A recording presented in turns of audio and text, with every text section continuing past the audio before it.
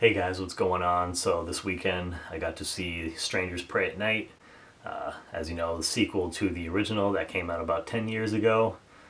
Going into this movie, I was actually, I was pretty excited. If you saw my anticipated movies for the year, this was on there. I know it didn't, I believe it didn't make the top 10. It was like honorable mention, but yeah, I was pretty excited to see this. I love a good horror movie. I'm a big horror fan, so and it was a sequel to the original, which I really liked. So yeah, going into this, I was really looking forward to it. But unfortunately, yeah, it kind of sucked. I guess we'll start off with the things that I liked or appreciated.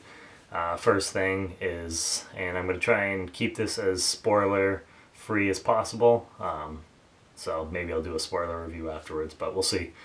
So one of the things that I appreciated was, early on in the film, one of the strangers is going after a couple people, and you see that the phones are all broken, which I thought, was a nice touch because in a lot of horror movies, especially, people are like, you got modern technology. Why don't you just use your cell phone to call the police or whatever? So cool that they took the time out to get rid of that, so they didn't have that option. Another was that the atmosphere, I thought they did a pretty good job.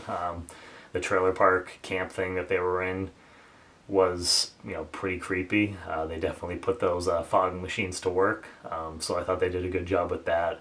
The score, you definitely could hear, if it wasn't the exact thing, it was pretty damn close, the theme from the fog. So that was another really nice touch they added to the movie. Let's see, the actual score itself, or the soundtrack, I should say, not the score. The soundtrack was pretty badass. I actually afterwards I found like someone made like a playlist and whatever songs they didn't already have from there, I downloaded, put them on my phone. So that was another cool aspect.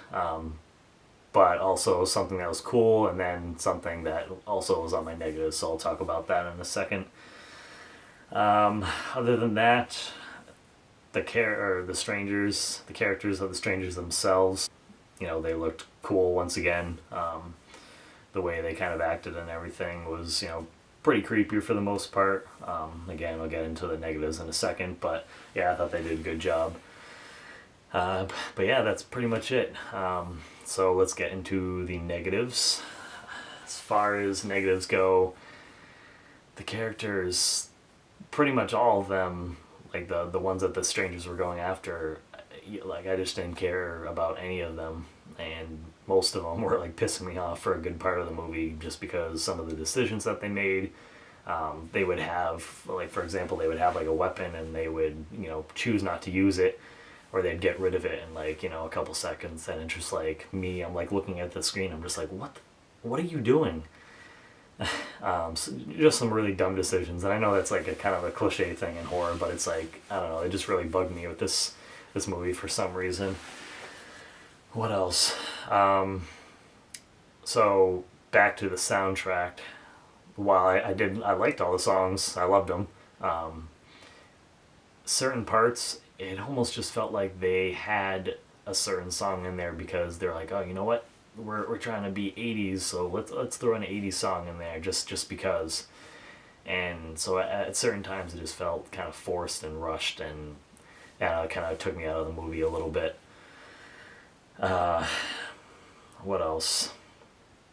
Yeah, I mean, I honestly, I just felt myself looking, wanting to look at my phone a couple times, and I was just like, this is kind of dragging. Like, is it almost done?